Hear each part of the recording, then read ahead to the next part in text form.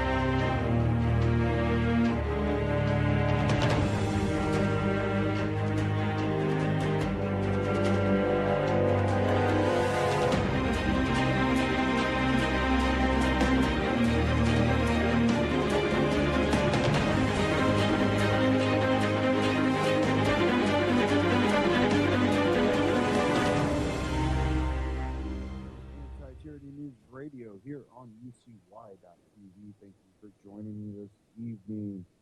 A few things I want to dive into. I kind of want to get into this whole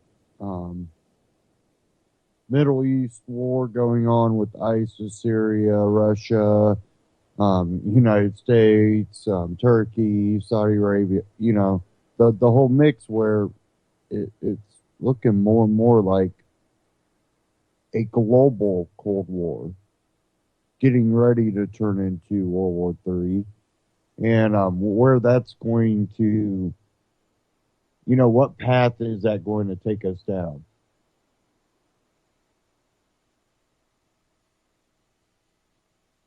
Now, I'm trying to pull up the article here. I'm just having a little bit of issue.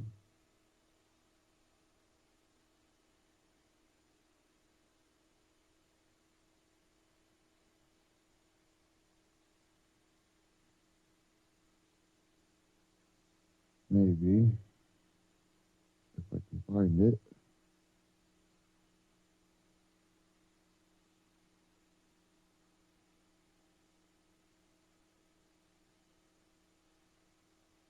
Okay, I found it.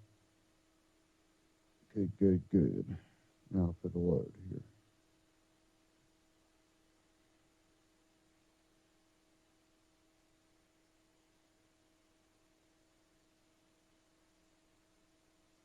Maybe.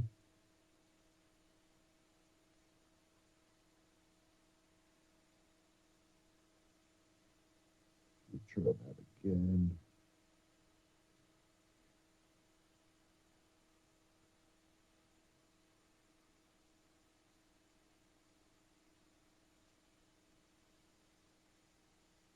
Having an issue getting actually load. Is an article on Drudge. Now it doesn't want to load for me.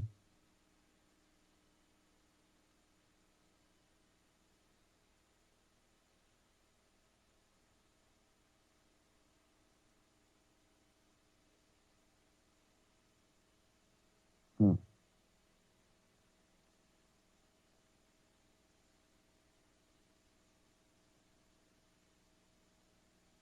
Try to restart my browser here. Maybe that'll work.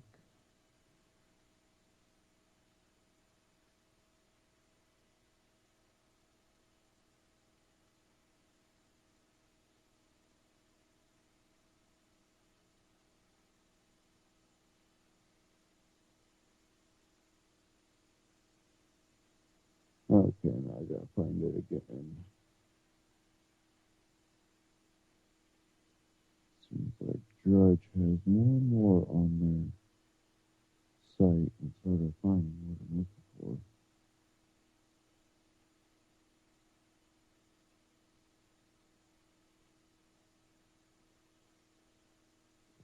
it go now?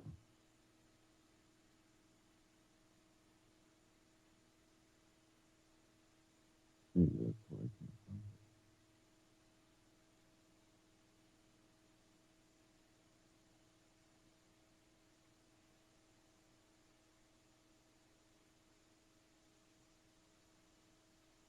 There's two articles here. I found the one, but I think that one might have disappeared.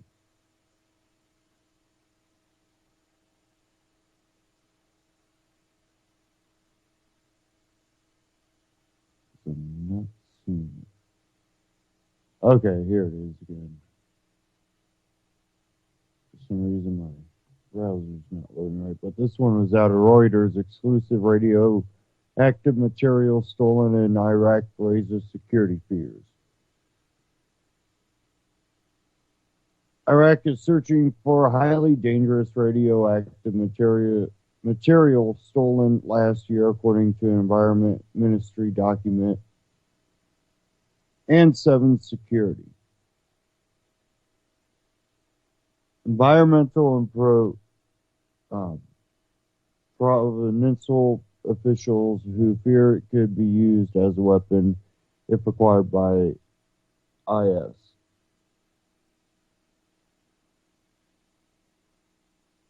The material stored in a protective case the size of a laptop computer went missing in November from a storage facility near the southern city of Basra, belonging to U.S. oilfield services company Weatherford.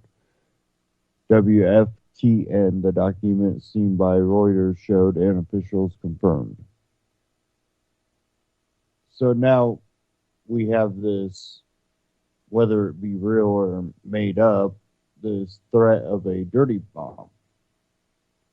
And this one right here,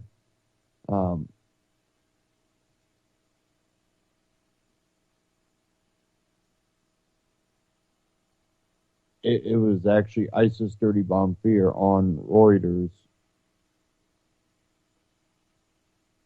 So we have this at least being put out there that there's this chance.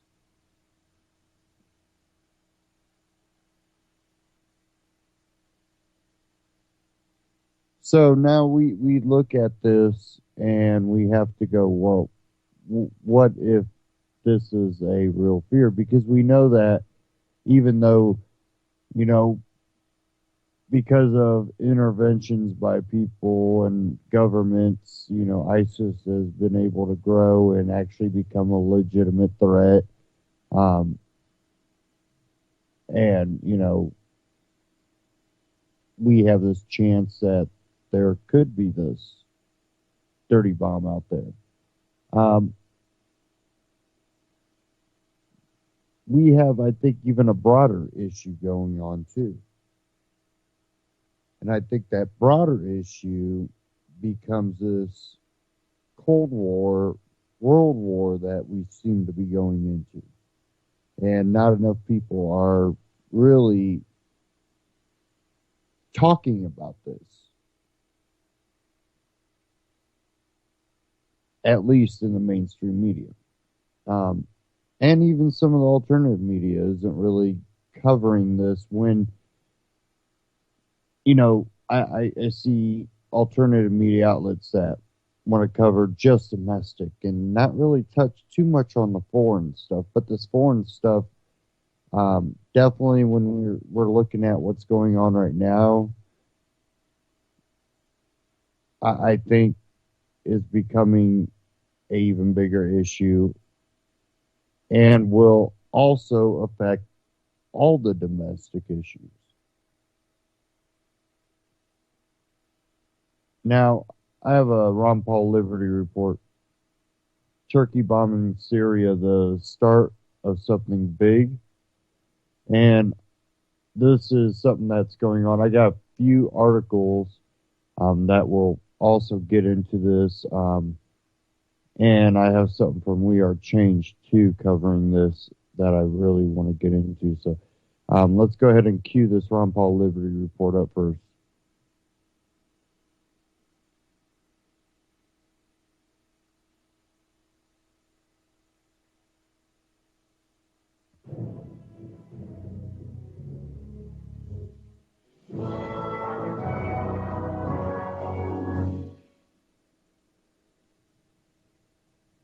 Hello, everybody, and thank you for tuning in to the Liberty Report.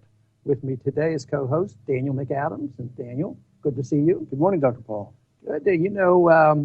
We just went through a long weekend, and I thought, well, I got to turn on the news today to look at what the majors are saying. And guess what? They're still talking about the election. I guess we're going to put up with that for a few months. To me, it's looks sort of like going to the circus, and that, of course, I think has deteriorated. But, of course, the other big news this weekend was Scalia dying suddenly, and some people wonder about what's going on, why there wasn't an autopsy, and is it true there was a pillow over his head? Who knows? Who knows what's going on? But there's always bound to be controversy there. Supreme Court is very, very important, and almost like the end of all ends for some people. I don't quite put it into that category because I haven't seen the Supreme Court preserving our liberties very often, and sometimes they definitely go in the wrong direction. And so far, I don't see any true enlightenment from the intellectual debates that are going on in the campaign. But I did see some other things, and I know it didn't get by you, and that is what's happening in one of the hottest spots, if not the hottest spot in the world, and that's in Syria. Things have changed over there. All of a sudden, there's been threats of bombing and then bombing. And now there are threats of troops, and Turkey's getting very much involved. Just think, we have the United States involved, we have Russia involved, we have Turkey involved, but this has to do with the Kurds. Now, the way I understand the Kurds is for a long, long time, they have sought, their own homeland, but they suffered from the consequences of World War I and never got their piece of the action, and they're still anxious to have that and haven't given up. But they're very much involved in the skirmish going on in Syria. But just how do you see this thing expanding? Because the bombing looks like it's going to turn into ground troops, which may be a big escalation. Well, if anything, this demonstrates the absolute folly of U.S. interventionist foreign policy. What started on Saturday, I should back up for a second, because the town of Aleppo, which had been held by al-Qaeda-allied rebels for the past 3 years, is on the verge of being liberated by Syrian government forces and the siege lifted. But to do that, they had to cut off this long line of Islamist rebels. The Syrian army did that last week, which threatens Aleppo. And the Kurds, which you mentioned, moved into that northern pocket on the border of Turkey and Syria of Islamist rebels. The Turks, seeing that, began bombing the Kurds, the YPG, the People's Protection Forces. I know it sounds confusing, but what's interesting about it, I'll just simplify it. The YPG are our great allies in the region. They are boots on the ground. So our NATO ally, Turkey, is bombing our ally on the ground, fighting against the Islamic State in Syria, the YPG, the Kurds, and meanwhile, the Turks are also bombing Syrian government forces over the past 4 days, who are allied with Russia. So you have an absolute mess. The U.S., France, and Russia have all three warned Turkey to stop bombing Syria, but they show no signs of slowing. And in fact, as you point out today, they've called for the U.S. to lead a ground invasion of Turkey, and they promise that they and the Saudis will follow. We've always advocated non-intervention for ourselves, and we don't go around giving a lot of advice to others, but I think it's very clear that maybe Turkey would have been better off by being a non-intervention, stay out of some of these neighborhood fights, although I think they have more justification to be concerned about their neighborhood than we have to, draw these lines. But nevertheless, we have Turkey. They're fighting the Kurds. They're very worried about what the Kurds have done. Yet the Kurds are fighting ISIS. But Turkey's still negative on Assad. So they're negative on two groups here. And in the United States, we're very positive, at least for one faction, of the Kurds. And we're also very positive for the rebels in general to get rid of Assad. And, of course, where are we on ISIS? One day they're the worst enemy in the world, and our candidates are screaming and holler, I'll take care of them, and I will smash them to smithereens. Mm-hmm. At the same time, they end up with our weapons, and they're anxious to get rid of Assad. So this is such pretense and so preposterous, the entanglement of this. So right now, I see very little good coming of this. I see very little success, from the negotiation. All of a sudden, next week they're going to lay down their arms. The big decision, I think, is what will the Saudis do? And it looks like they're not going to go anywhere without American troops and American support. And even if we do, will we admit what we're doing? Our own country doesn't even know. And sometimes I wonder if our own president knows, what the CIA is doing. So it is a mess that, although we've talked about it and warned about it, it looks like they've taken one more step to a very dangerous situation. Well, the reason why it is extremely dangerous now is that Russia is very active in that area. They have been attacking ISIS, attacking Al-Qaeda's Nusra Front in the region, and they are very active in bombing. But the Turks are shelling over the border into Syria, really in an area of conflict between Russia and ISIS and al-Nusra. So we haven't heard anything. We've only heard a couple of specific things from the Russians.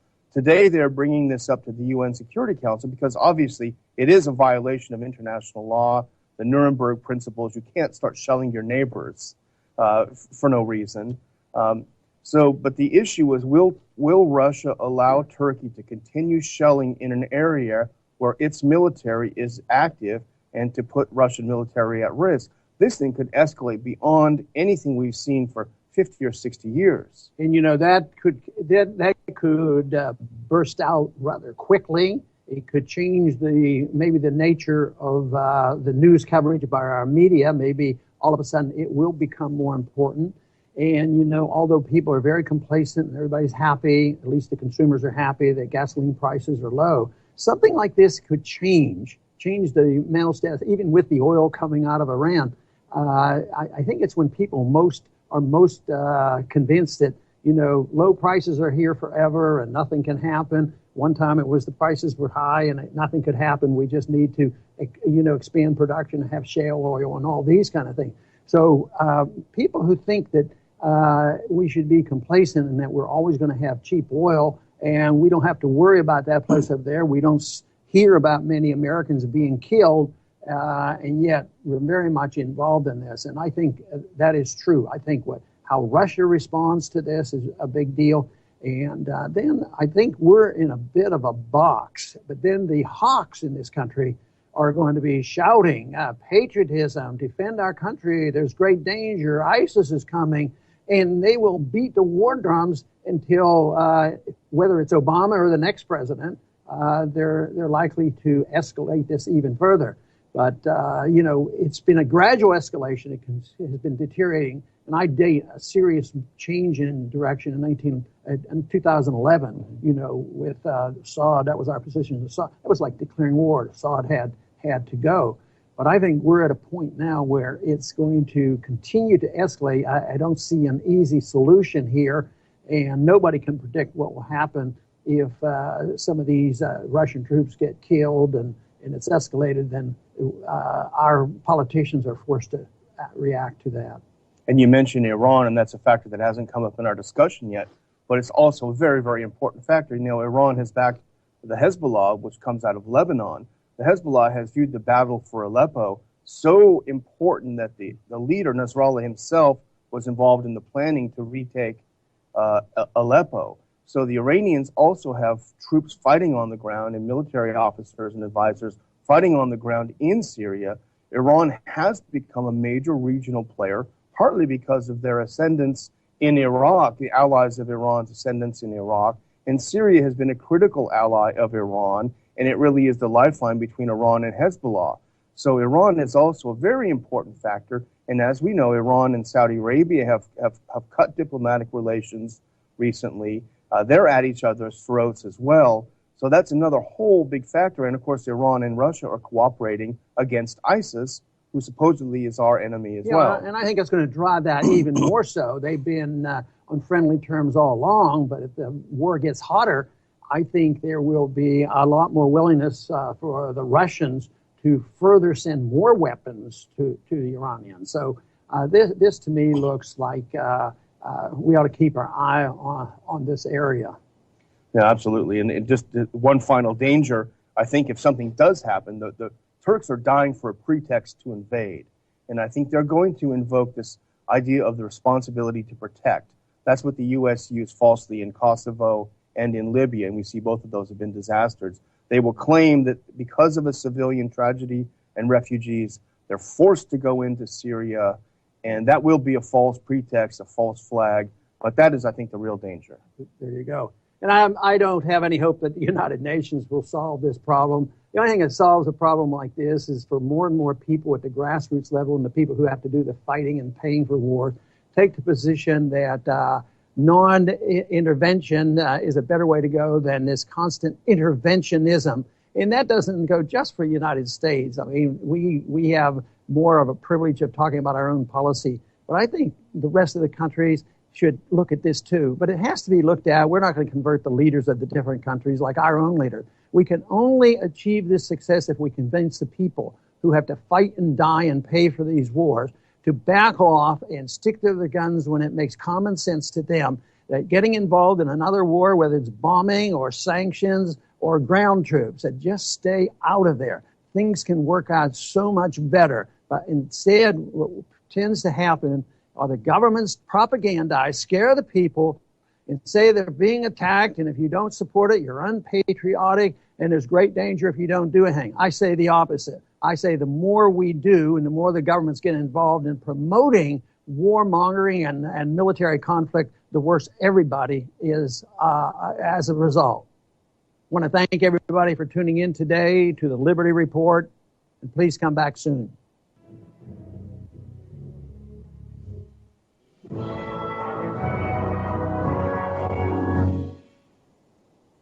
Ron Paul Liberty Report on YouTube, RonPaulLibertyReport.com. Check them out, subscribe.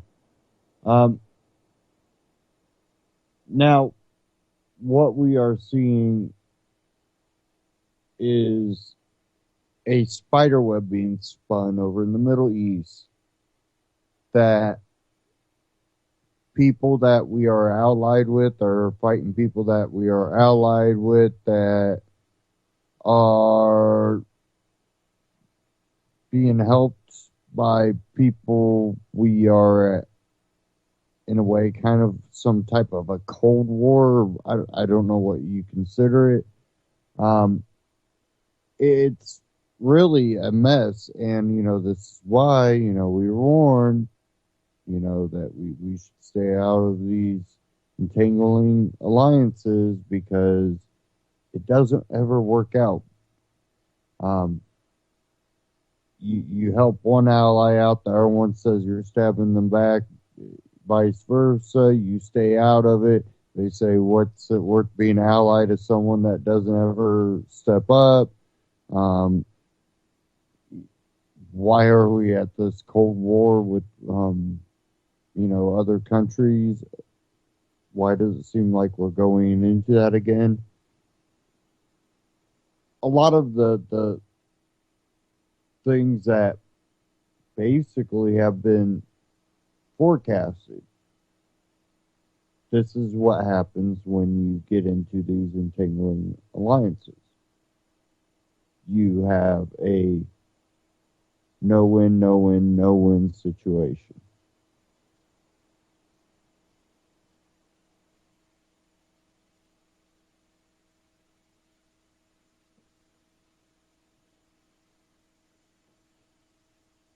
Okay.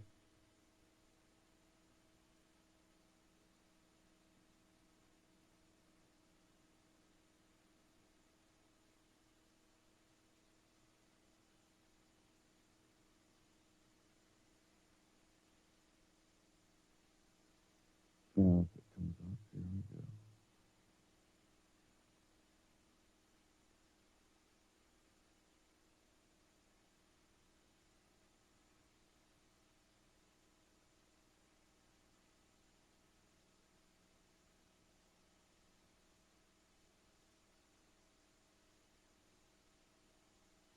Okay.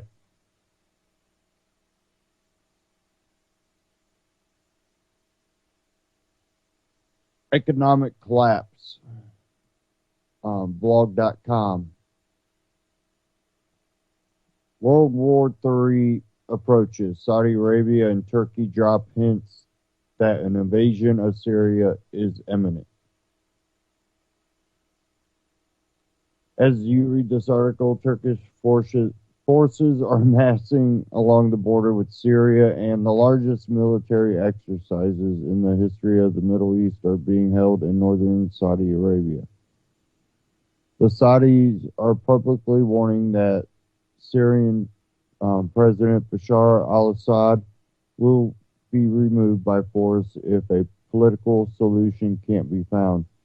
And Turkey is claiming that it may have to establish a safe zone in northern Syria for humanitarian purposes. Saudi Arabia, Turkey, and their Sunni allies have poured massive amounts of money and arms into the conflict in Syria, and now that their Sunni insurgents are on the verge of total defeat, they are trying to come up with a way to justify going in there and doing the job themselves.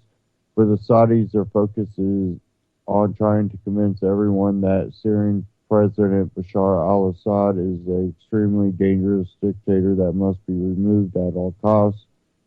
The following comes from the London Independent.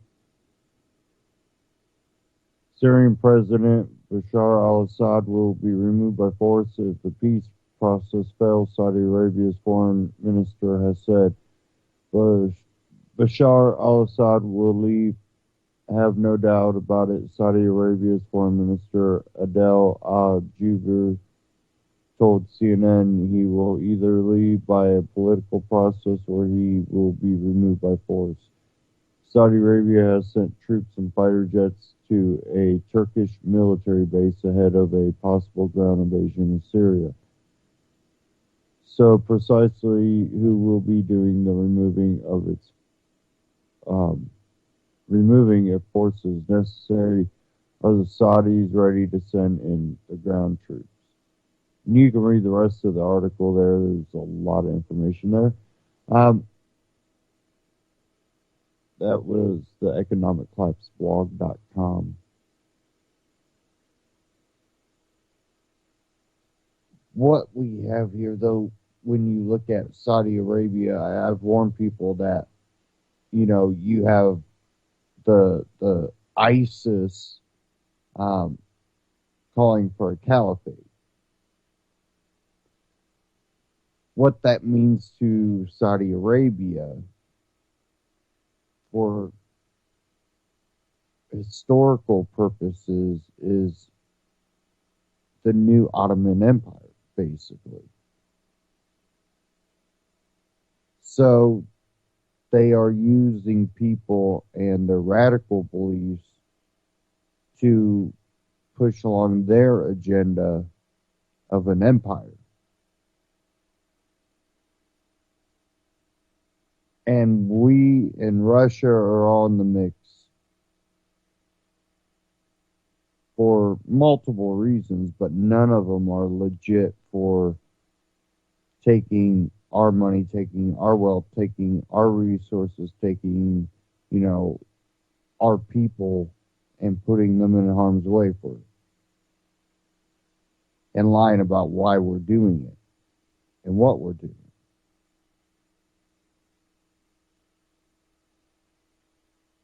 Now I have a little short clip here from We Are Change. What's next with the 350,000 soldiers to 20,000 tanks and 2,500 warplanes outside of Syria?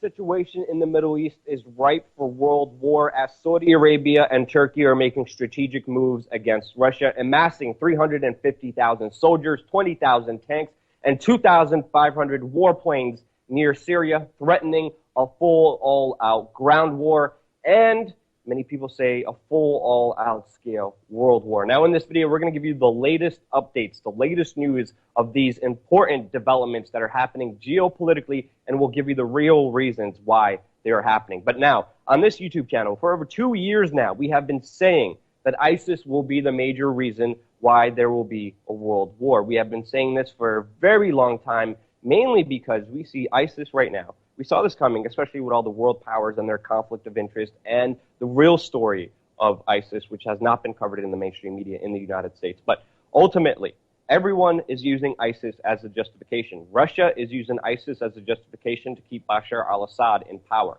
Saudi Arabia, Turkey, the United States are using ISIS as an excuse to get rid of Bashar al-Assad. Those are the major reasons why ISIS is the excuse, the justification for all the horrible deeds that are happening right now inside of Syria. Now we see Turkey and Saudi Arabia threatening Russia, pretty much amassing all their troops, saying, Russia, how will you respond? Russia and Putin responded saying, no, we are not backing down. If you want war, you will have war with us. We will not give up Syria to you.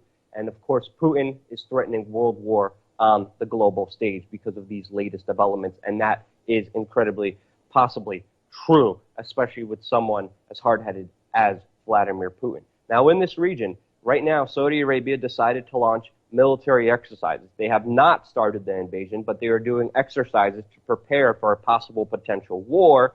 But this is a significant step because this is them stepping back, not starting war, but threatening war in a more precise chess kind of made move. Russia is answering back because they're launching their own war drill. Southern Russia, pretty much threatening Turkey, showing Turkey that they're going to be ready to amass a war on two fronts, inside of Syria and on the Russian border going against Turkey, showing that they will not back down in any way, shape, or form, which leads, and I think this happened, this kind of step back from war happened mainly because the United States and Barack Obama have been silent, have not made a clear decision whether they will lose Syria to Russia or will they stand by their allies, Turkey and Saudi Arabia. The United States and Barack Obama have not made this decision, and because of that, we are seeing a step back from this full, all-out potential war. What's really more interesting, the people who pull the strings behind the United States foreign policy, like Henry Kissinger, who Obama's national security team even admitted they take their daily orders from Henry Kissinger, recently had a meeting with Vladimir Putin. And even according to Newsweek is saying that Kissinger is eerily silent on this very important meeting that he had with his good friend Vladimir Putin, which shows you that there's a lot in the works and a lot still developing and a lot still breaking. Now, obviously, Turkey is hell-bent on invading Syria. They want Bashar al-Assad gone. They want their own government, everything they can. They're looking for all the friends that they could to gain allies, and of course Saudi Arabia is one of them. But it's also important to know that Turkey's assault on Syria has already begun. Just last week alone, the Turkish government was pounding the Syrian Kurdish forces in the northern part of Syria to stop them from getting inside Aleppo. Now, of course, Aleppo is a rebel ISIS-controlled city, and now Turkey is stopping the Syrian Kurds from having a military victory inside of Aleppo because they don't want the rebels to be defeated. They want Assad gone, which again destroys the narrative that Turkey wants to get rid of ISIS, which they have been saying on the world stage. Will Turkey be able to pull this off? Obviously, strategically, with Saudi Arabia now, they are still at a disadvantage. Turkey is fighting on many fronts, including civil war inside of its own country with the Kurds. So right now, it is unlikely. We're seeing the rhetoric being rolled back by Saudi Arabia as they are launching these military drills. They are taking a step back mainly because the United States has not made any concise moves in this region. But also, very importantly, we are also seeing a lot of this having to do with oil. A few years back, before the revolution inside of Syria, Saudi Arabia was planning to build a pipeline through Iraq, through Syria, through Turkey, bypassing Russia into Europe and screwing over Russian sales of oil inside of Europe, making Europe dependent on Saudi Arabian oil. Before the revolution, the only country that has disagreed with this plan was Bashar al-Assad and Syria. Saudi Arabia then and Turkey and the United States have started financing rebel groups inside the region. Those rebel groups have turned out to be al-Nusra, have turned out to be ISIS, and there has been a massive civil war, a massive global war now inside of Syria. Oil had a huge impact. It was not the only reason why this global conflict is escalating on so many reasons. But if you look at the policy of Saudi Arabia, you could see oil being a huge factor since they are the biggest oil exporters in the entire world. And that's why we're seeing a conflict unfold between Saudi Arabia and Yemen right now. As we know, the United Arab Emirates, Kuwait, Egypt, Sudan, Bahrain, Morocco, Jordan, and Egypt and Pakistan, along with the United States, along with the European Union, started a war inside of Yemen in order to, so-called, reestablish stability in that region. Well, of course, that was not the true reason at all. And because of Saudi Arabia's war on Yemen, we have 3,000 civilians who have been killed. We have 14 million Yemenis people facing food insecurity. 20 million people cannot have clean water. And many people in the International Humanitarian Criminal Court are saying that Saudi Arabia has been bombing civilian infrastructure, violating international humanitarian rights. Now, why is Saudi Arabia hell-bent on destroying Yemen and taking over the government in Yemen? Well, it's, of course, another pipeline that would bypass Iran and give Saudi Arabia the advantage against the Iranian government. And, of course, that plan is being blown up because the Yemeni tribes members are actually blowing up the pipeline. But another interesting development we're seeing is that ISIS right now declared that its official currency is the U.S. dollar. And a lot of this has to deal with the petrodollar. So ISIS right now, who has been financed, who has been trained, who has been armed by the U.S. and its allies, are now implementing a new dollar-only rule. They also have to cut back on benefits for their fighters. They actually got rid of free energy drinks and Snickers for their fighters, mainly because they are losing. They're about to lose the entire war. ISIS is about to fall inside of Syria because of Russia, and Russia will gain that geopolitical strong region. And that's why we're seeing everything crescendo to the moment that it is right now, threatening a full all-out war because no one wants to lose Syria because there's so many geopolitical interests in that particular region. How will the United States respond? Will it be with Saudi Arabia? Will it be with Turkey? Will it let Syria fall to the Russians? We do not know, but we will keep you updated here on this YouTube channel, so definitely subscribe and stay tuned. I want to thank everyone donating $1 a month, keeping this fully independent news organization for you and by you. We are being censored by YouTube. We are being demonetized by YouTube, and the only thing keeping this operation going is you, and I thank you from the bottom of my heart for being here with us. Subscribe. We're going to have a lot more information coming here your way on youtube.com/wearechange. Again, We Are Change on YouTube, wearechange.org. Subscribe.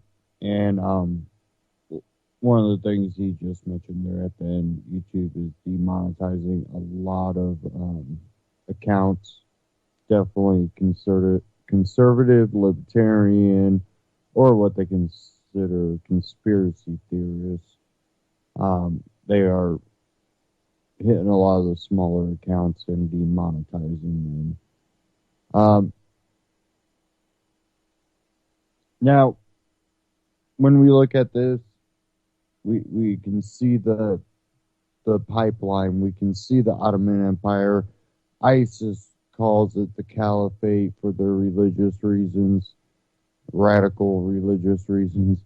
But what we are seeing are people being used as tools. Our wealth, our, arms, are going to this too. So you see it being hit multiple ways. And what it really comes down to in the end is you're not coming out as a winner on this. Other people are. People that will gain power, people that will gain wealth, people that will gain, status. And people will die for those same reasons. Innocent people.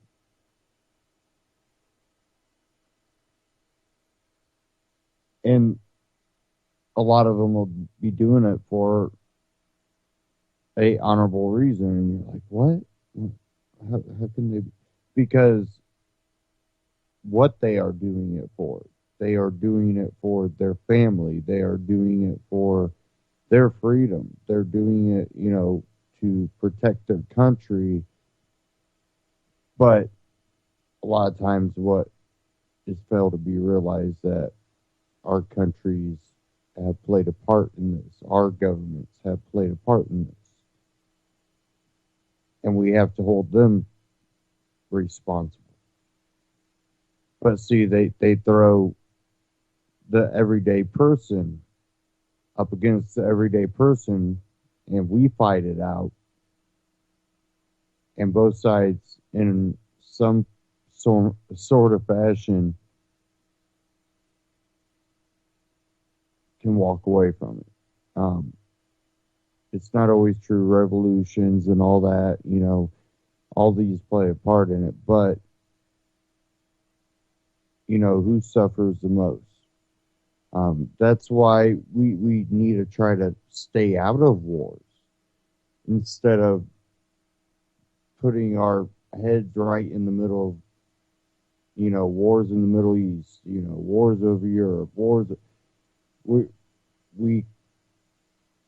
continue this path of world wars because we continue to do things that the past is revealed to be not good things, things that don't turn out well for the majority of the people.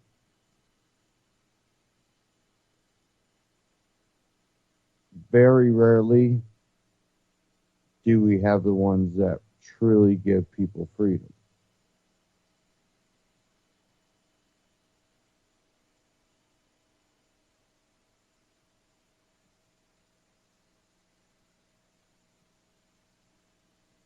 Okay, I'm going to move along. We're going to kind of get out of this whole war in the Middle East, and we're going to kind of bring it back here domestic.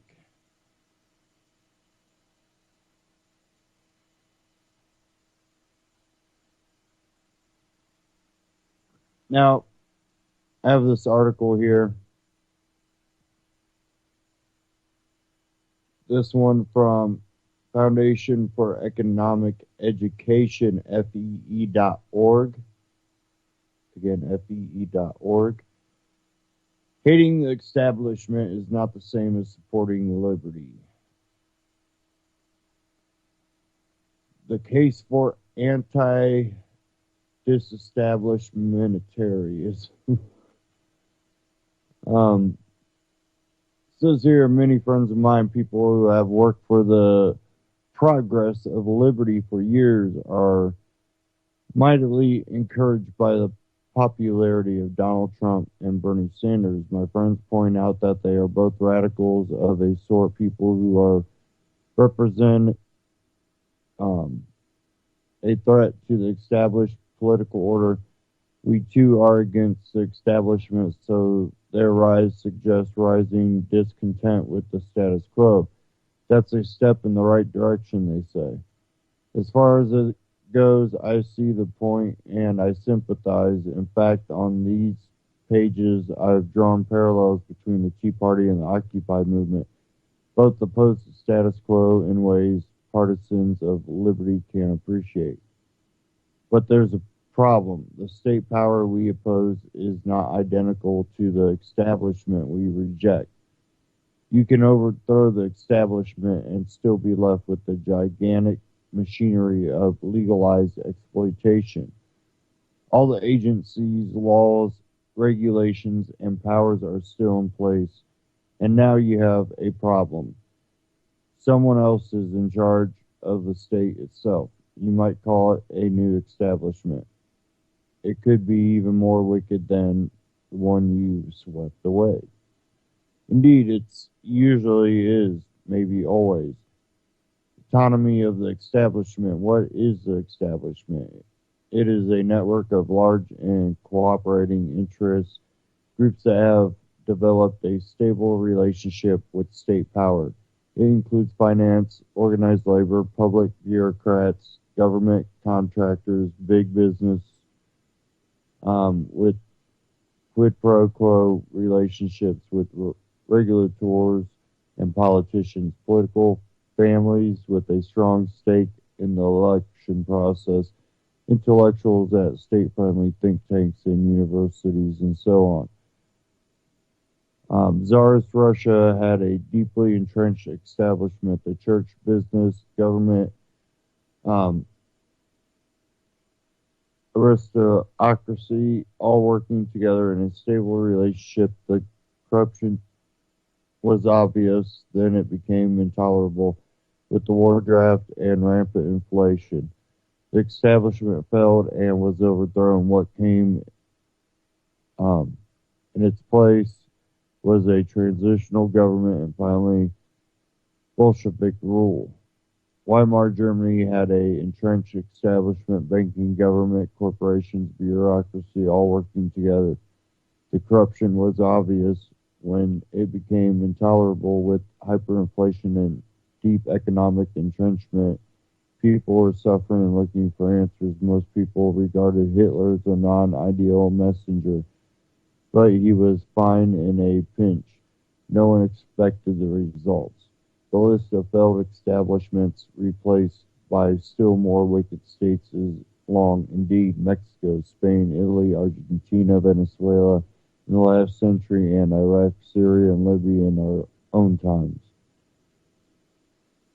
The conflation of the state and the establishment has caused countless revolutionary movements to go wrong. Eastern Europe overthrew its establishments in 1989, but kept their states, resulting in mixed economies, social democracies. Russia got rid of the Bolsheviks in 1990 and created an authoritarian oligarchy in its place. To be sure, the results in these cases were better than before, but as the Italian, Russian, French, and German cases illustrate, that is not always the case. The results differ according to the plans and designs of the new power holders. Good revolution. You might point to the American Revolution as a contrary case. We tossed out the British monarchy and invented freedom, but think again, the war itself created a new establishment consisting of politicians, military generals, bond dealers, and influential landholders. 12 years after the Declaration of Independence, these groups got together and formed a new government that in time became as oppressive and restrictive, and in some ways more so as the one the revolutionaries overthrew. And this occurred despite existence of classical liberal political norms and intellectual culture. Nonetheless, in our times, freedom lovers have become so raptured with the idea of opposing the establishment as such that many have lost sight of the actual goal of establishing freedom. It's for this reason that so many have fallen for Donald Trump's claims that he deserves support solely because he owes nothing to anyone. Therefore, he is not part of the establishment. Why is that good for liberty?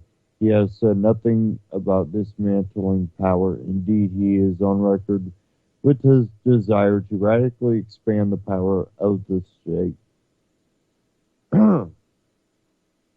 He wants surveillance, controls on the internet, religious tests for migration, warlike terrorists, industrial planning, and autocratic foreign policy power. He praises police power and toyed with ideas such as internment and killing of political enemies. His entire governing philosophy boils down to arbitrary, freewheeling authoritarianism. As for Sanders, everything is bad about the current establishment. He promises to make worse with more programs, bureaucracy, taxes, controls, and government.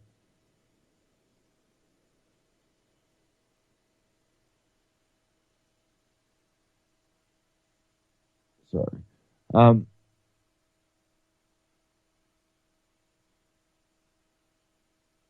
And government in order to make life fair, just, and equitable.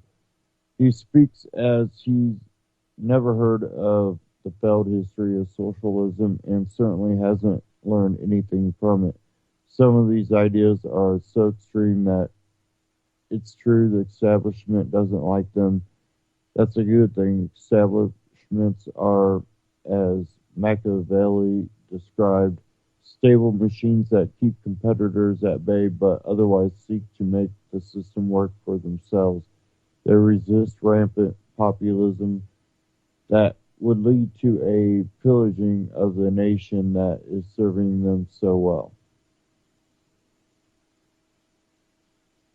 Bonfire of the Vanities. To understand Machiavelli's, realize that his black beast was the cleric um, Savonarola, Florence's quasi-dictator, who led a mass movement of crazed priests who pillaged and burned material possessions as a pathway to heaven. The bonfire of the vanities of 1487 was one result. This is exactly the kind of mania that establishments exist to keep at bay. It is the height of political uh, naivety and historical ignorance to believe that anti-establishment populism and the cause of human liberty are united in the same struggle. They are not.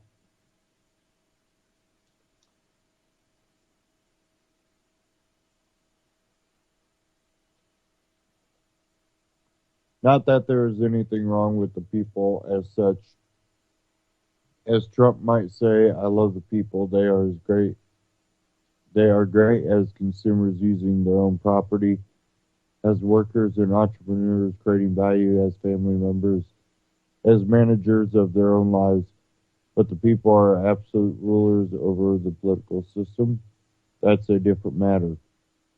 For instance, polls show that many people, 30% of Republicans, 19% of Democrats, supporting bombing Agrabah, the fictional country in Disney's Aladdin. Think of Iraq or Libya as recent cases. From what we observed from media coverage, the masses were struggling against despots and sought their overthrow, hoping for a future of human rights and democracy. What we got was the opposite. Only too late did most people discover that these wicked establishments were all that were standing between their populations and the advent of terror. Here's the problem with political revolutions. One group leads the revolution while others follow. If the revolution succeeds, the leaders expect a payout. The main payout is the control of the state apparatus that outlives the establishment's overthrow. It makes sense that the results will tend to be more ruthless, vengeful, and bloody than anything that came before. This is not a case for the establishment. This is a case against disestablishmentarianism as an ideal. The ideal is liberty, not the overthrow of existing elite structures.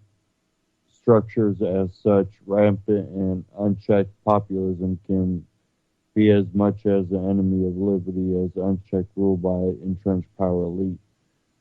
We need to be alert to the difference. A movement toward a lasting liberty has to think long term and not find itself buffeted by the winds of politics that promise overnight results. The goal should be the tearing down of power itself and its replacement by simple human rights and a society that functions according to a civilized standard. Top down or bottom up? Top down political cliches are particularly dangerous in our times. The establishment is already on the run because of technological innovation. The ruling class is gradually losing control over communication, education, industrial development, civic planning, consumption, and so much else. The old models have been discredited and new ones are replacing them organically in a sustainable way. A new autocrat from the left or right threatens everything, a political movement fueled by bloodlust, mobilized by raw resentment and crying out for vengeance, could empower a new form of oligarch control, resulting in a calamity that no one intended but no one can control once it has power. Jeffrey Tucker on FEE.org, Foundation for Economic Education. That was kind of a long article there. Kind of started getting tongue-tied towards the bottom. And let me kind of sum up what he's talking about there. Now, let me see if I can pull it up here.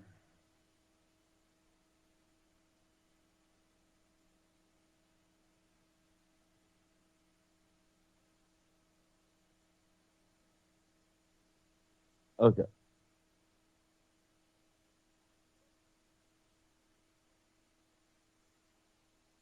This was also on FEE.org. And I also have it here on truthandmedia.com. Let me go ahead and read the truthandmedia.com one. Apple rejects government order to create backdoor for iPhone after a U.S. magistrate judge ordered Apple Inc. to build a backdoor for the iPhone of one of the San Bernardino shooting suspects. Apple CEO Tim Cook issued a statement opposing the order because compromising the security of our personal information can ultimately put our personal safety at risk. In an unprecedented ruling Tuesday, magistrate judge ordered Apple Inc. to infiltrate the iPhone of a suspect in the San Bernardino shooting case, and the CEO of Apple issued a public statement vowing to fight back against it as part of an investigation into a shooting that occurred in San Bernardino, California in December when a couple opened fire at a work Christmas party, killing 14 and wounding 22. U.S. Magistrate Judge Sherry Pine ordered Apple to help the Obama administration break into the encrypted iPhone that belonged to Saeed Barouk, one of the suspected shooters. Apple Inc. CEO Tim Cook posted a statement regarding the order online and said he opposes it due to his belief that it has implications far beyond the legal case at hand. According to Cook, the government has ordered Apple to create a new version of the iPhone operating system, circumventing several important security features and installing it on an iPhone recovered during the investigation. Cook acknowledged the importance of encryption and said that although he was shocked and outraged by the deadly act of terrorism in San Bernardino, he feels that Apple has worked with the FBI to the fullest extent in retrieving information related to the case. When the FBI has requested data in our possession, we have provided it.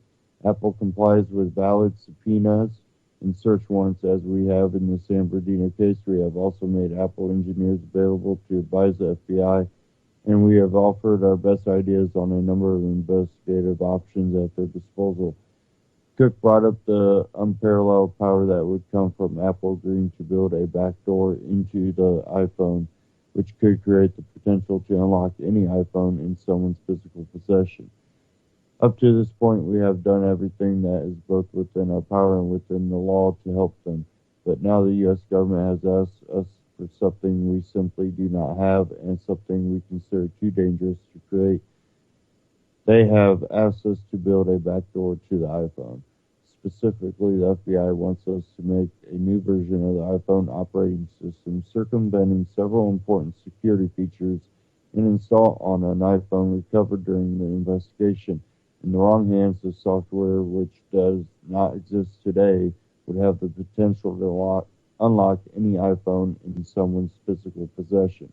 The FBI may use different words to describe this tool, but make no mistake, building a version of iOS that bypasses security in this way would undeniably create a backdoor And while the government may argue that its use would be limited to this case, there is no way to guarantee such control.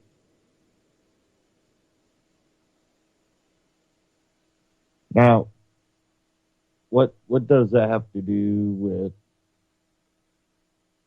you know, Donald Trump or, you know, Bernie Sanders? Well, we know Bernie Sanders thinks that government should have control. Point blank period. You know, he's a socialist. Well, Trump, this out of Politico, Trump slams Apple's rejection of court order.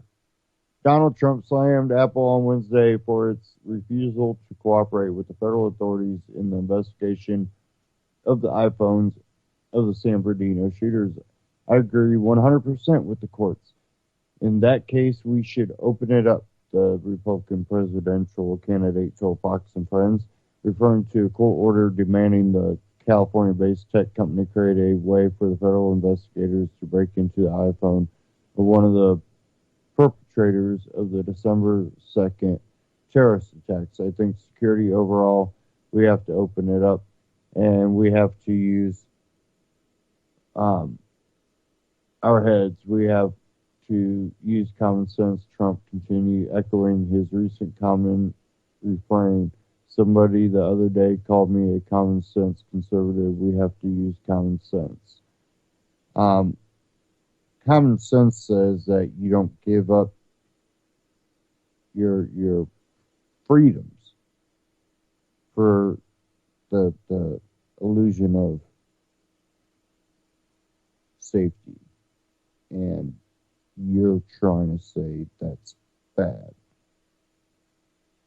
You're not a common sense conservative. You're not a common sense anybody. You're authoritarian, and I really do believe that. It says here, repeating his lines about the San Bernardino attack that killed 14 people, Trump of Apple, who do they think they are? They have to open it up. In a statement issued hours earlier, Apple CEO Tim Cook wrote that the company believes the FBI's intentions are good, but that the company would not comply with the federal court order handed down Tuesday. Up to this point, we have done everything that is both within our power and within the law to help them, Cook wrote, but now the U.S. government has asked us for something we simply do not have and something we consider too dangerous to create. They have asked us to build a backdoor to the iPhone. Again, that was out of Politico. This guy does not support freedom. Don't think for 2 seconds he does.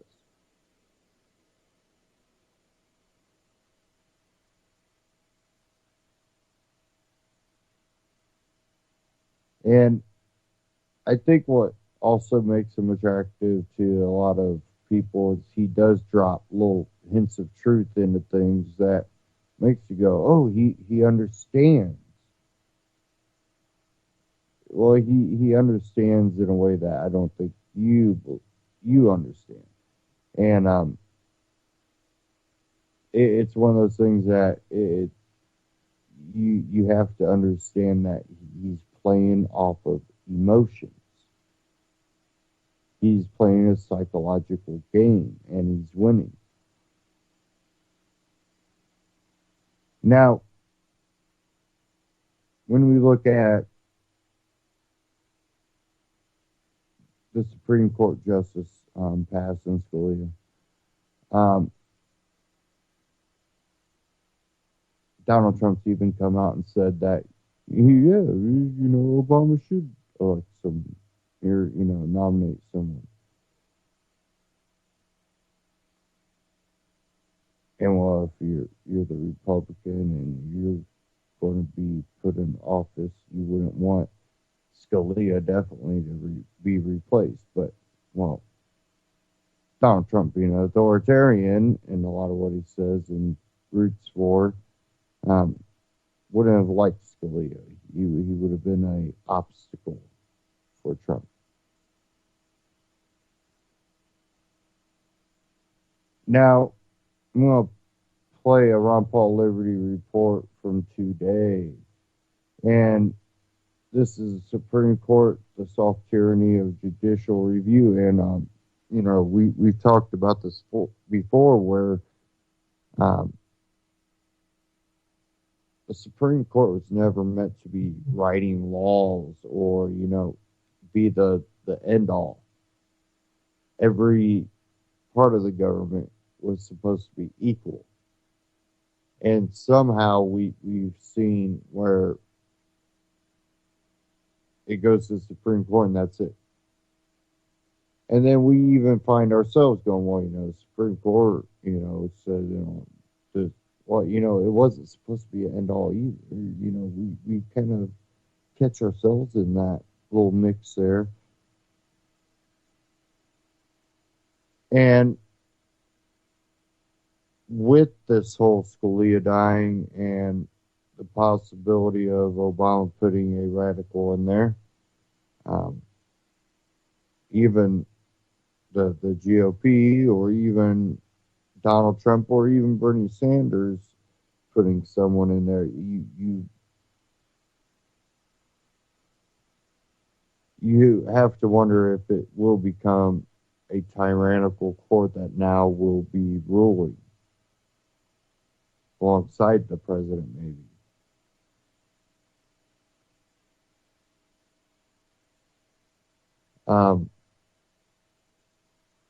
We'll go ahead and get into this Ron Paul Liberty Report, Supreme Court, the soft tyranny of judicial review.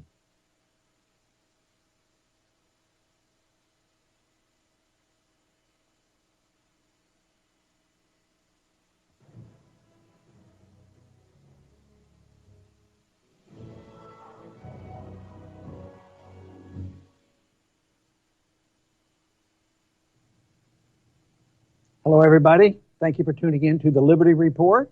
With me today is co-host Daniel McAdams. Daniel, good to see you. Good morning, Dr. Paul. Well, good. I'd like to visit today with the subject about the Supreme Court. We only have 8 justices on the court, and a lot of people are getting nervous about it. And, of course, it's not political at all. This will take care of itself. But it's been 4 days, and it's been a lot of talk about it. A little bit of talk about the circumstances of Justice Scalia dying in Texas on a hunting trip, but there's a lot of talk there, and maybe that'll continue for a while. But we do know that both Republicans and Democrats are lining up now on who's going to replace him, and the big issue is when. So I find it rather fascinating that some Republicans will say to the the president shouldn't do this. He should not, nominate anybody. Wait out. He should wait for the American people to speak. But he has every right in the world to appoint somebody. He could do it today if he wanted to. At the same time, the Senate has the right to prolong the negotiations and the appointment. Certainly, the shoe was on the other foot when Burke was appointed. Bork in the 1980s, I think. Yeah. And that went on, but that was Republican versus Democrat. So I guess you're really not surprised that there's a little bit of politicking going on right now, and we might visit about that and decide who we might appoint. Well, as you point out, there's a rush to there's a clash between whether Obama has the right. Of course, he claims the right. The Senate, of course, claims the right to exactly. But I was reading an article earlier by Jonathan Turley. We'll talk about him a little later. Some of the things he's done, but he points out that of course the president has the right to do that. He thinks he shouldn't, but he said the main issue is that the Senate has the right to advice and consent. Consent doesn't mean you have to consent. It means you have the option of consenting or not consenting. Well, the bigger issue to me, and I think really for the country, because people are disgusted with the way things are going, whether it's economic, foreign policy, and in the judiciary. I mean, the left, the courts are never liberal enough, and the right is not conservative enough. And some say, well, the only answer to this is for the two parties to come together and appoint a moderate. And I think that is an atrocious idea. Yeah. My point being that a moderate means that, we will concede that we have to give in to some of the mandates for economic intervention, and others will say, well, we have to concede to conservatives on social interventions, and it brings the worst out of people, which is contrary to what would it be like if you appointed a libertarian. Right now, there's a bigger question on whether the court's, on the right course and all this. But the thing of it is, immediately the appointment, why couldn't we make the argument that we would bring people together, which is always my argument about libertarianism, that if you have a libertarian, he's not going to satisfy everybody, all conservatives, all liberals. But he could satisfy the liberals by, maybe voting correctly on war issues and civil liberties issues, and satisfy the conservatives by voting right on economic issues. So why wouldn't this be a message that we could send, or they who are in charge send and say, this is the solution. This is the way we're going to bring people together. But that doesn't seem to be in the cards. Bringing people together because you have an ideological view of things rather than that you'll compromise either way, however each case is decided. Right. It's no compromise at all. And yet something, of course, has to be done. But overall, I think the big problem in this country is that all branches of government are polluted and distorted and unconstitutional, and they're out of control. But let's specifically talk about the Supreme Court. It's interesting that the court has gained so much power. I mean, when you think about it, they want to be the superior branch. And of course, we were forewarned a long time ago. And if anybody wants to study that, just go back and read Jefferson. Jefferson was really annoyed by this. So we got off on the wrong foot at the beginning. And everything he worried about, I believe, has come true. You told, just before we started, you told us a story about when you first came back to Congress in 97, I think it was. I think that captures everything. Yeah, I was very naive. I actually thought if you said Constitution, they would, oh, okay, what is the position on it? I was on the Education Committee, and they were doing some atrocious educational intervention at the federal level that they shouldn't be doing it. And it was sailing right through, and the Republicans were in charge of the committee. It was sailing right through, and I got my 5 minutes. I said, I'd like to question whether or not this is constitutional. So the Republican chairman of the committee, he was very polite, and he says, well, yeah, I understand your concerns, but we really, I'll paraphrase, of course, we really don't have to worry about that because we can write the law, and if there's a problem with it, the courts will decide it. And I thought, well, why do we take this oath of office? Don't we have some responsibilities for this? It reminds me of what they did with warfare, too. We can just pass it back to the president if he wants to go to war or not. We'll just give him a blanket authorization. And it's a lot of not assuming responsibility. Your hands are clean. Yes, we're going to do good things by passing educational laws, or we'll say, yes, we're going to give the president authority to save the world by dropping bombs. But if he screws up, it's all his fault. And, of course, I think that the courts are obviously way out of control. But the principle that I think that has been violated from the very beginning was judicial review, Marlboro versus Madison, established the fact ever since that the ultimate judge and jury on whether or not a law can be passed and whether it's constitutional is always the Supreme Court. They can rule over all. And that has been very, very misused over the many centuries. We had the opportunity a couple of times back when you were in Congress to have our friend Jonathan Turley, who we mentioned earlier, come and talk to the members that came to your special Thursday lunch group. And every time a Supreme Court issue would come up, we would try to get the Professor Turley to come out and talk about it. And he had some really interesting ideas about the Supreme Court. We tend to think of it as it has always been this way. It's always been 9 judges doing a certain thing. And he came with some sort of radical reform ideas and reminded us that it hasn't been through history only 9 judges. It has fluctuated greatly throughout history. Right.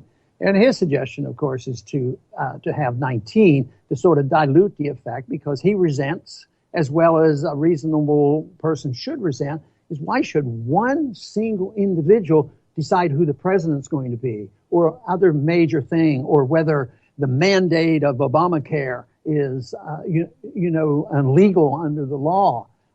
So this is really a big problem. because it's very clear in the Constitution that legislation should be passed by the Congress. Most people still believe it, even though it's not true anymore. So the Congress is supposed to do this, but every branch now, I think the least legislative branch in the government now is the Congress, because you have the president just totally ignores them. They write all the regulations and they write executive orders and all these things. So the president's, in charge of writing all. But when it comes to the Supreme Court comes in and Marlborough versus Madison established the fact they could declare a law written by the Congress to be constitutional or not, and the technicality there was the Judiciary Act of 1789. They just said it was unconstitutional. So that was the principle that was established. But it's much worse now. Not only is every piece of legislation permitted to go to the Supreme Court, but it also starts legislating. You take Roe versus Wade. If you divorce Roe versus Wade away from the abortion issue itself and just look at the process, they ruled that that abortion was legal for all the states and regulated. But then they got into the medical things. You could do this in the first trimester, second trimester. What do you do in the third trimester? And I thought, wow, this is so out of control. But if you take that principle and you can't look, and I said, well, they were well motivated and they were trying to protect life and this kind of thing. But the whole principle of the courts writing law, judging every other law, and one person literally is equal to 535 members of Congress, the House and the Senate. They pass these laws, and one guy, one vote, can make all the difference in the world.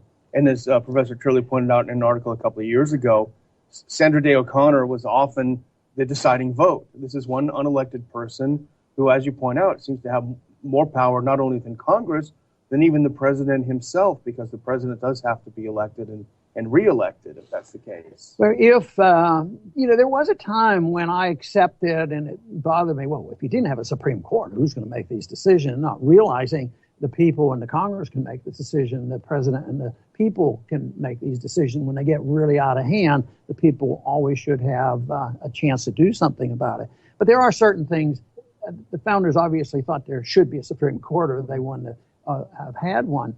But if you look precisely to the Constitution for the federal laws that they might be involved in, the three major laws were treason and piracy and counterfeiting. But that's all been turned on its head. Of course, piracy is not the biggest issue of the day right now. Treason isn't a pressing thing, but the money issue is a pressing issue, and the Constitution explicit.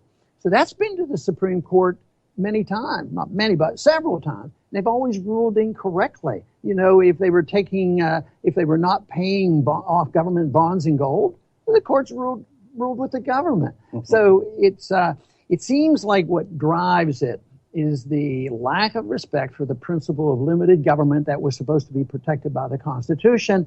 And then those who get in control, whether they're conservatives or liberal, they seem to want to enhance this power.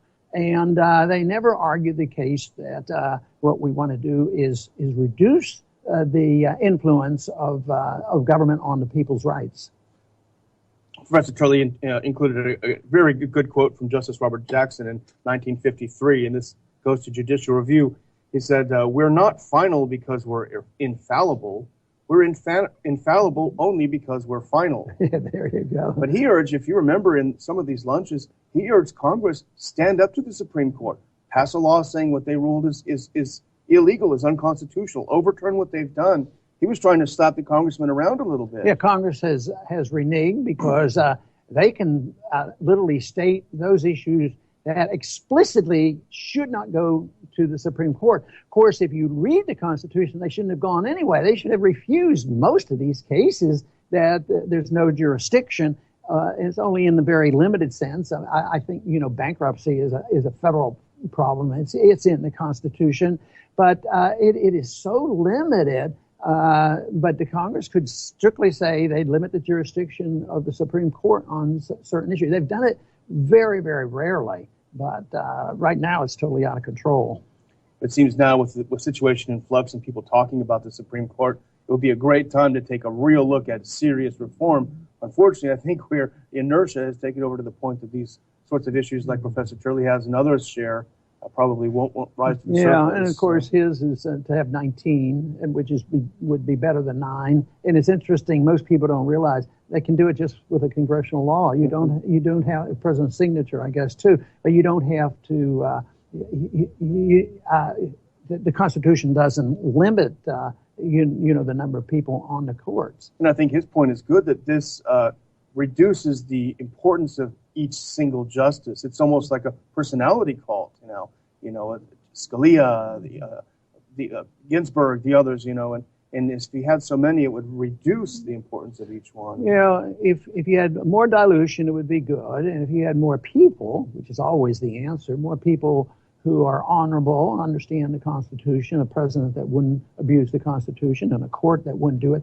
The biggest job they would have more members, and they could have more staff, and their big job is to sort it out, to make sure that they do not have jurisdiction.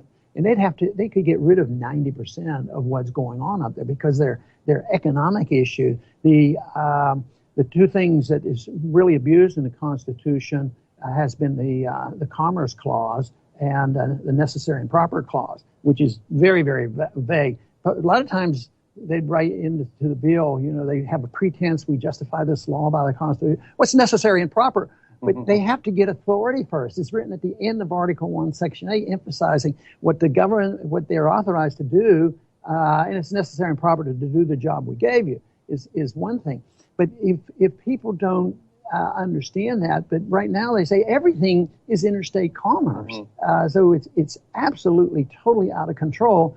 And the people so far, it's the country's bankrupt. We're in a mess. People are angry, but they're still not looking in the right places for the right answers. They're searching and screaming. They want somebody who's firm and knows the answer and take charge versus another people that what we need is more government ownership and more socialism. At the same time, the answer is here, there's no respect or understanding for the Constitution, but more than that, there's no apparent desire by the large majority to seek liberty over being taken care of.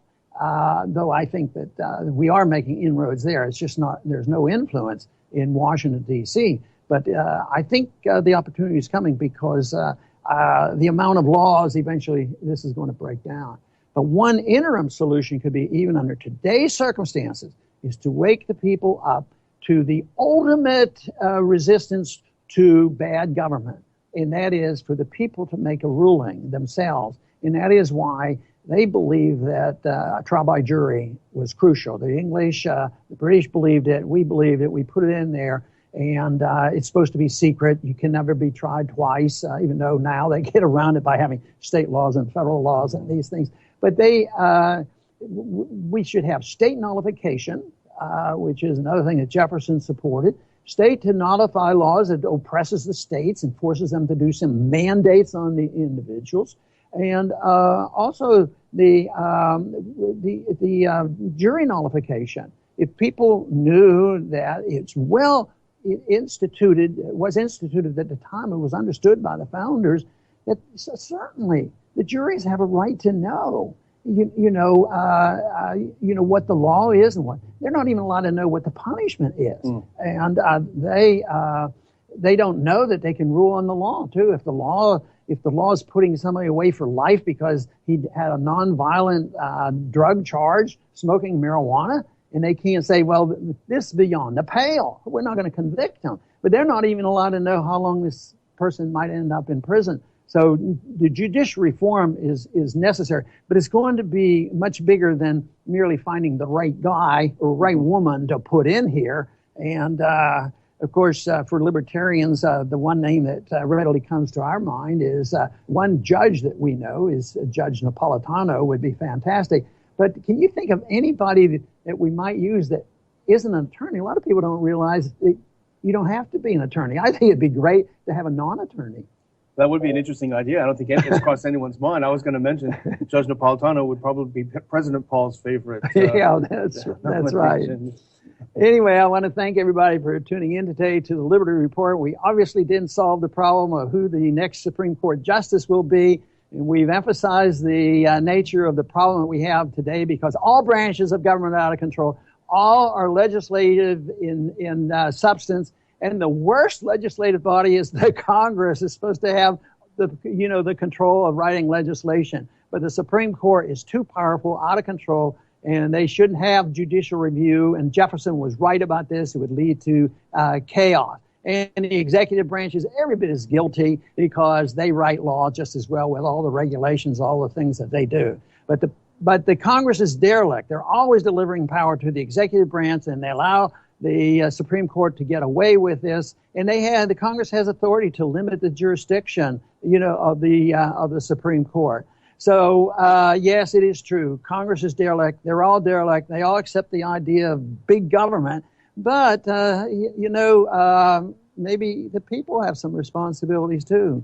We don't live in total dictatorship. We just live in multiple mandates and a bit of chaos coming. But we still can speak out. So Congress does reflect the views of the people. Of course, we're in election season. We hear a lot of demagoguing. I wished I could hear more for the promotion of liberty in answering our so many problems with free markets and sound money and a non-interventionist foreign policy. I want to thank everybody for tuning in today to the Liberty Report, and please come back soon. Again, Ron Paul Liberty Report on YouTube, RonPaulLibertyReport.com. Check them out. And by the way, there are a couple pages already that have popped up. Judge Andrew Napolitano for Supreme Court Justice, which I think that would be awesome, but don't think it's going to happen. I think best bet. And my listeners and others know that I'm not for some violent revolution. Just because I support gun rights don't mean I think that everybody should go grab their guns and pitchforks. And no. If we can get people like Judge Andrew Napolitano in, if we could get people like Ron Paul in, we could make changes. Now, I don't see that happening for Andrew Napolitano. It'd be great, but I don't see it happening. Prove me wrong. Now, when it comes to something else that Ron Paul talked about was state nullification, the 10th Amendment. And the 10th Amendment Center does great work, and people, I think, should check them out. At your local level, I think, is the place that you could probably make the most impact. And, that's something that the Free State Project has recognized. And many of you might already know. For those that don't, they have reached their goal. So the move to New Hampshire by all the signees of that pledge has initiated and will proceed with, the next 5 years of people moving into New Hampshire, a part of the Free State Project, to bring over, it's going to be over 20,000 people moving to New Hampshire with libertarian ideology and belief of freedom and being able to change the local government to be for people's freedom, free market, and they can nullify.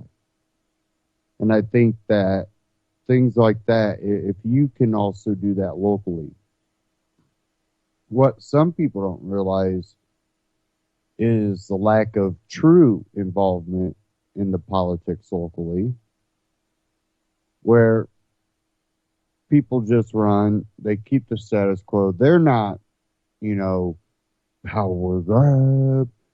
It's not even they're grabbing the power. They're kind of just given the power. People just blindly vote for them. They just kind of blindly run. You can shake up local elections, definitely if you're not in a big town. Now, big cities, you're probably going to have a little bit more trouble there. A lot more money, a lot more corruption. But there are ways that states can be changed through a lot of local changes in governance at county levels. And when you take that one county that big city's in, and then that other county that big city's in, you might have 2 or 3 big cities in each state, depending on the size of the state. If you change the rest of the counties, those few counties are going to not hold as much leverage. And I think that when we start making our communities more freer and inclusive, you allow cultures and races and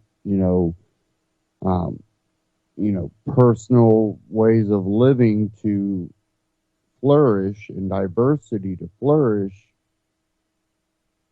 and stop focusing on battling over, I believe I should live my life this way, so I should impose it on you. Let's kind of shed that. Let's you live your life as you choose. I live my life. I associate with people I associate with. What's great, though, is no one's allowed to harm to other people. Now, if someone decides to step out of line, everyone has the right to protect themselves. But things like the Free State Project, these people do have that base belief that they have the right to, live their life as they choose. They might not like how their neighbor does it, but they don't care because they know that their neighbor also thinks exactly the same. That, he might not agree with my lifestyle, but he also believes that I have the right to live it. And he knows that I believe he has the right to live his. And because of that, we have a mutual respect. And again, it's an ideological shift in the way we were thinking about things like that. And it's something that I think we've kind of forgotten about in this whole election cycle with all this, what I consider kind of BS circus of election. And I almost wonder if that could be why Rand Paul might have dropped out. He's looking at what Trump's doing, and he's saying this is a circus that I can't win.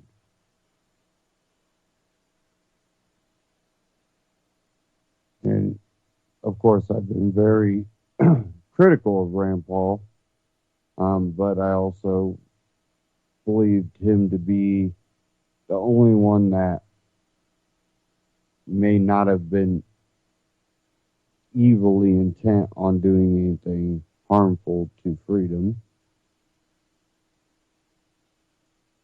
and not to want to be a authoritarian in any way. Doesn't mean he was perfect and always perfectly followed that belief. I think he held that belief and tried. And I'm the same way.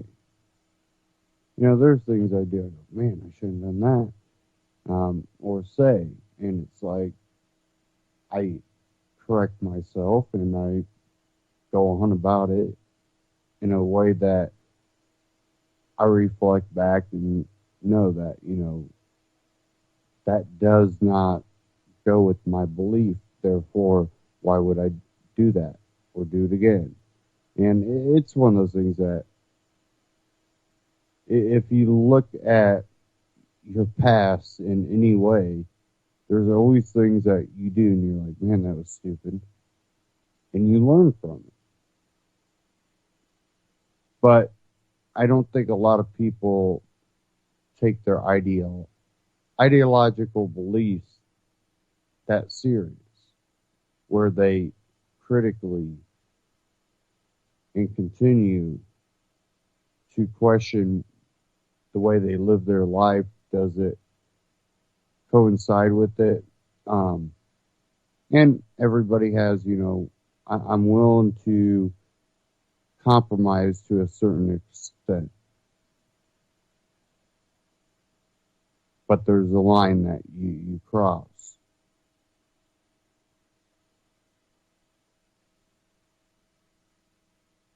Excuse me.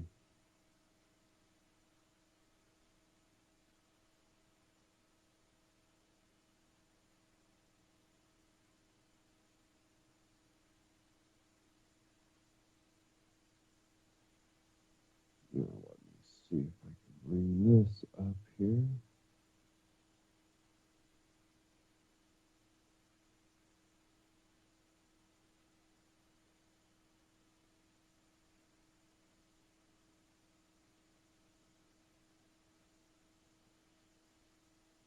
Okay. Here's a short clip.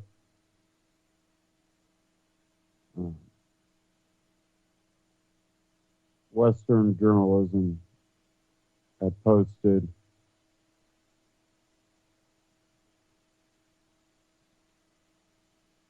this is Andrew Napolitano, Supreme Court of the United States, not powerless, with 8 judges.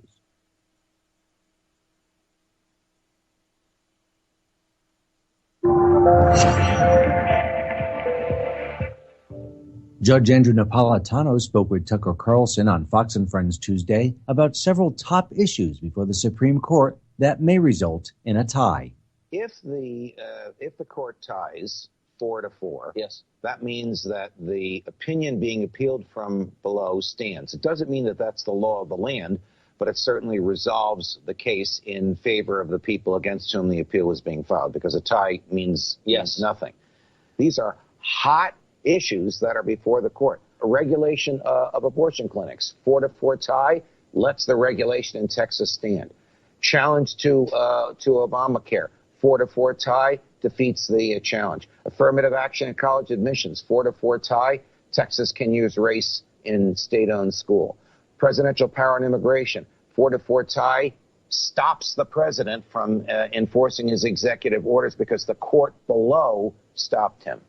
So not all these ties are going to go against the conservative view. Kind of a wash, it sounds like. In these 5 that I picked, which I think are of most interest to our viewers, there are 35 actually. Yes.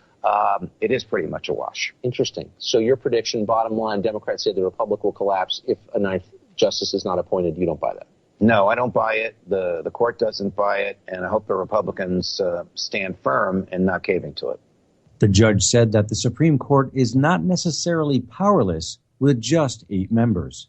Most of these cases are such big public policy cases that they can wait until there's a 9th member. So the court is not necessarily anemic, and it's not necessarily powerless, but they don't always know how they're going to vote when they get in there. And it's not horse trading like a senator would trade a bridge in one district for a judge in another district. It's more academic and intellectual. Did you think about this? Did you think about that? Did you think about how the legal community is going to view this in 10 or 50 or 100 years? And sometimes justices will change their mind. Justice good for them, if I can just say. I mean, that's reassuring to hear that they actually listen to the evidence. Yes. Do you think a 9th justice needs to be appointed immediately to prevent the collapse of the Supreme Court? Share and comment below.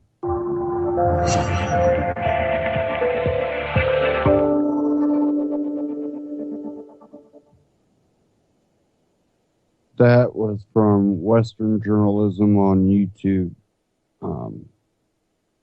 And, when we look at it, we're still kind of even looking at it as that they're the end all when they're not. But he pointed out a lot of great things that are completely being overlooked in a lot of the mainstream coverage of it.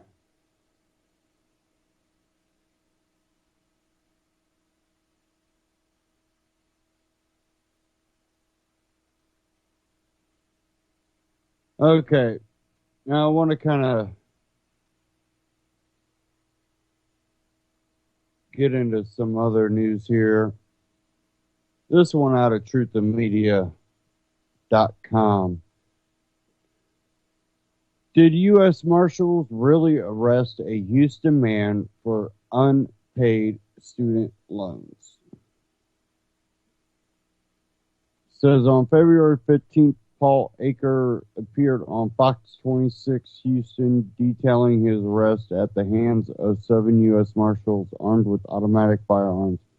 Aker told Fox 26 that he was arrested for not paying a $1,500 student loan he received in 1987 from Prairie View A&M University. The arrest took place on February 18th at Aker's home in Houston. They grabbed me, they threw me down, Aker told the NY Daily News. Local PD is just standing there. Aker was arrested and taken to federal court in downtown Houston, where he said he was faced with a judge, a prosecutor, and a county clerk. Aker told Fox 26 that the prosecutor ended up being a debt collection lawyer. Aker said he received a lecture from the judge about stealing from the U.S. government. When Aker asked why the marshals came in combat gear with weapons drawn, he said he was told it was because he owns firearms. It was because they knew I was a registered gun owner. It's out of control. Out of control what they had seen a gun on me, they would have shot me for $1,500. The Daily News reported that Aker was ordered to pay $5,700 for the loan, including interest. He also ordered to pay nearly $1,300 to cover the cost of his own arrest. Aker has until March 1st, he said, or he would be arrested again. Isaiah Carey on Fox 26 also stated that the U.S. Marshals are planning to serve up to 1,500 warrants to Houstonians who have not repaid their loans. Aker's arrest became a viral story on Tuesday afternoon and left many wondering why the federal government was using armed raids to collect on student debt. Although Aker told the NY Daily News and Fox 26 that he was not contacted once in 29 years about the loan, Yahoo Finance has discovered some discrepancies in his story. According to documents obtained by Yahoo, Aker was sued in November 2007 by the federal government for failing to pay more than 2,600 unpaid federal student loan debt. Records from the U.S. District Court for the Southern District of Texas show that Aker, listed as Winford P. Aker in the complaint, failed to appear in court, leading the judge to rule against him and order him to pay the entire balance by April 17, 2007. Now, I want to kind of interject there because I know people that have moved, did change of address, but years later had gotten something that they forgot to, pay completely off. And it was usually for a couple $100, and finally it goes to collection agency, and then they get something in the mail. And they call the original, person that they owed the money to. They go, "Oh, we didn't have your new address." Well, I didn't know you needed it, for one. They had thought they paid it off. Plus, they waited so long and then sent it to the old address. And then when there wasn't a reply, they sent it to collections. But collections immediately was able to locate them. Kind of precarious. Maybe not taking enough effort to send or find their new address to make sure that you have a current address. Not everybody's, just out there to screw you over. So, Yahoo reported that a statement from the U.S. Marshal Service claims that Aker repeatedly refused to show up in court after being contacted several times. Aker reportedly told the marshals he would not appear in court. A few months later, a judge issued a warrant for his arrest, and U.S. Marshals carried it out. Yahoo wrote, yes, Aker was arrested, but not just because he owed a little student loan debt. He was arrested for disobeying a court order. If marshals did attempt to contact Aker, they may have been unable to do so because the court record shows a different address than the listing for a Winford P. Aker that Yahoo Finance found in the Houston area. The U.S. Marshal Service told Yahoo they made every effort to track him down, including searching a numerous known addresses. Ultimately, the arrest was not made specifically for the failure to pay a student loan, but the failure to appear in court. Still, it seems troubling that $1,500 of debt could lead to an armed raid on one's home. It's highly troubling that the U.S. Marshals choose to come with guns simply because Aker was a registered gun owner. What are your thoughts at what point does debt warrant an arrest? Is owning a firearm reason enough to bring armed federal agents to collect the debt? Again, truthandmedia.com. See, they made every effort, but they didn't have the right address. But then they had the right address when it came time to raid. Seems a little fishy. Just maybe a little bit. Just a tiny bit. Seems pretty convenient, if you ask me.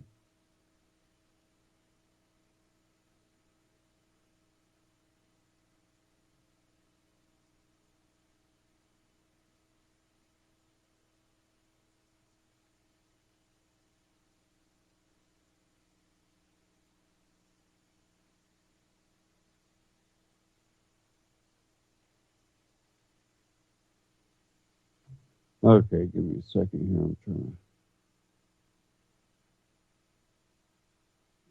bring up this one article.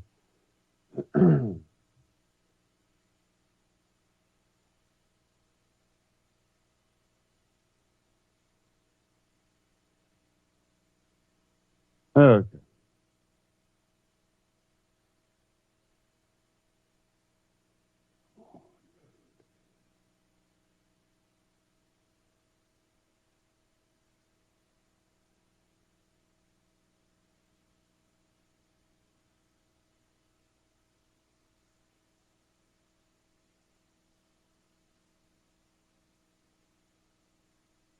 Okay. This from the Rutherford Institution, Muzzled: Stories of Free Speech and Censorship in America. Inaugural podcast features interview with constitutional attorney John Whitehead. Says here, Charlottesville, Virginia, for its inaugural broadcast, Muzzled: Stories of Free Speech and Censorship features an hour-long interview with constitutional attorney John Whitehead, president of the Rutherford Institute, speaks candidly about the impact of government surveillance on First Amendment activity, the importance of academic freedom, and his role in mounting a legal challenge to the U.S. Supreme Court's own ban on expressive activities on the Supreme Court Plaza. I want to read part of this here. Muzzled is the first in a series podcast by the Thomas Jefferson Center for Protection of Free Expression. Whitehead's interview is available and blah, blah, blah, go there. But it says here, quote, if we no longer have the right to tell a census worker to get off our property, if we no longer have the right to tell a police officer to get a search warrant before they crash through our doors if we no longer have the right to stand in front of the Supreme Court wearing a protest sign or approach an elected representative to share our views, if we no longer have the right to voice our opinions in public or through social media without being investigated, spied on, or labeled a domestic extremist by the government, then we do not have free speech, said Constitutional Attorney John Whitehead, president, again, of Rutherford Institute and author of Battlefield America, The War on the American People, which I have that book. It's one of my book recommendations on Anti-Tyranny on the main page. On the right side, you can see all the book recommendations I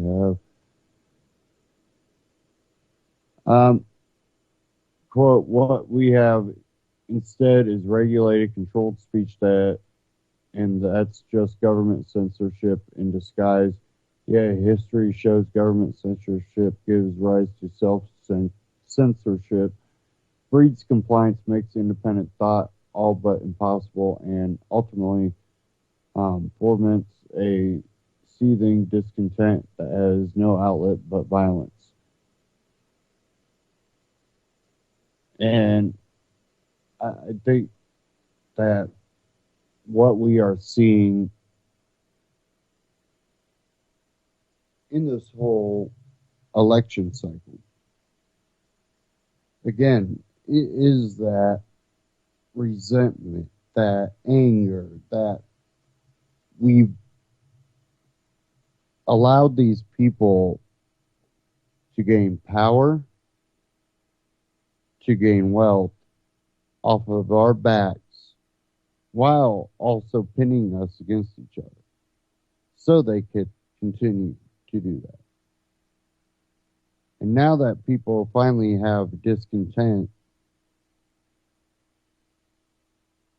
they're being played off of their emotions, they're being played off of their ignorance because they've been disconnected so long. And it's gotten to a point where instead of people waking up to and becoming enlightened, they've just been nudged too many times and now they're just aggravated. So, you know, you look at it and it's going to backfire. And that's why we have such a kind of awkward, in a way, election going on. It looks like a circus.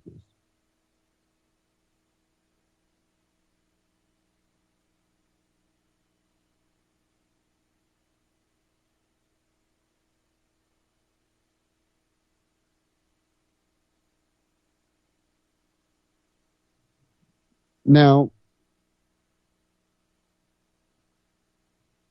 I don't know who I fear worse, the status quo or the new revolutionaries.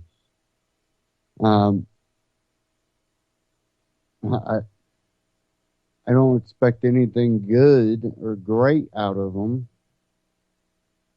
And I've talked to a few people. I kind of poked around,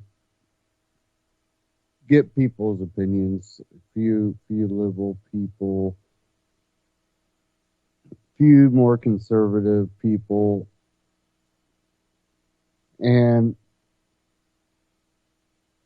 on the conservative side,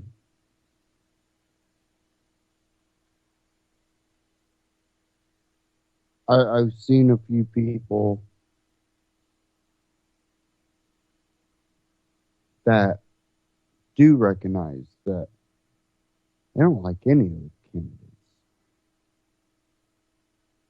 And they're going, I'm going to vote.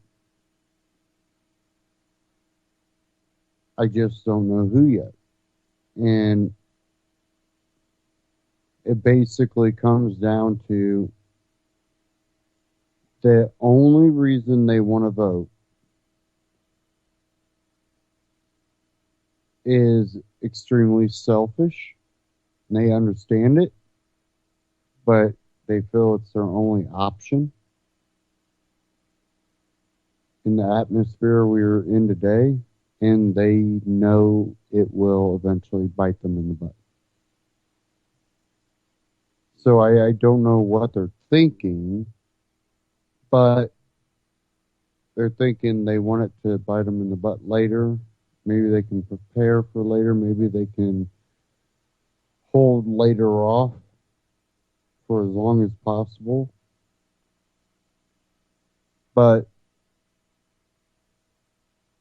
basically, they see all the candidates as being people that will grow government, that will expand government, but they're just looking for the one that won't be attacking them and their livelihood.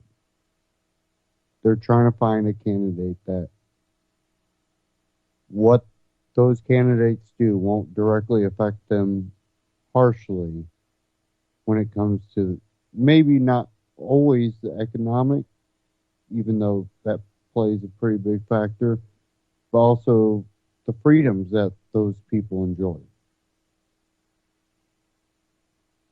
This is what I like to do with my life. And I don't want someone that'll take that away. It's basically what it sounds like it comes up to. And in a way, you can't blame those people. They just want to be able to live and do the things they like and not be bothered.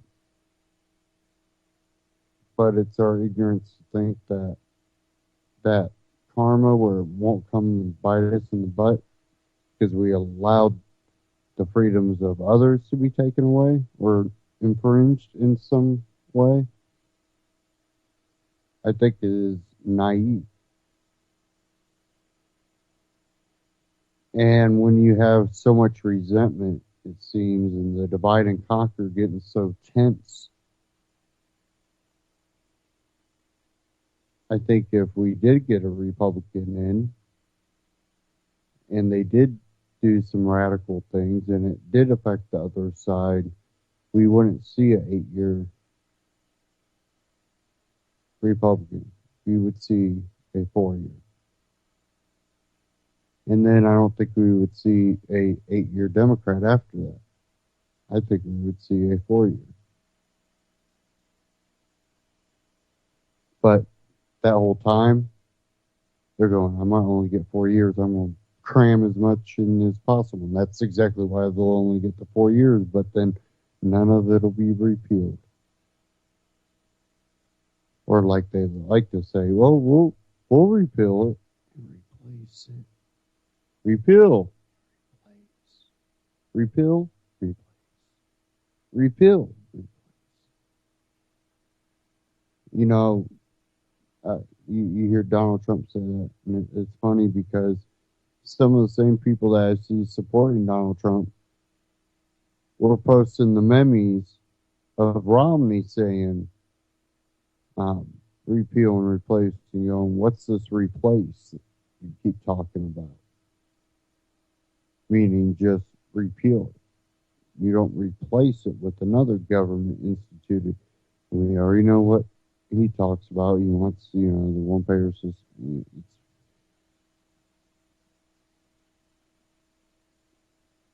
Welcome to Venezuela. It's getting out of hand. It's getting to the point that you can't hide how much this is going to end up hurting all of us in the end. And that we are at that turning point that I hope people just make a drastic decision to go third party, just to say screw all this crap.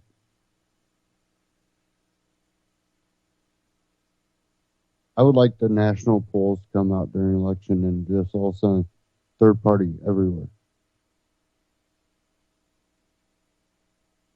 But, whether that'll happen or not, I'm not expecting it. I want to thank everybody for tuning in tonight. Stay tuned here on UCY.tv for all the great broadcasts coming up after this.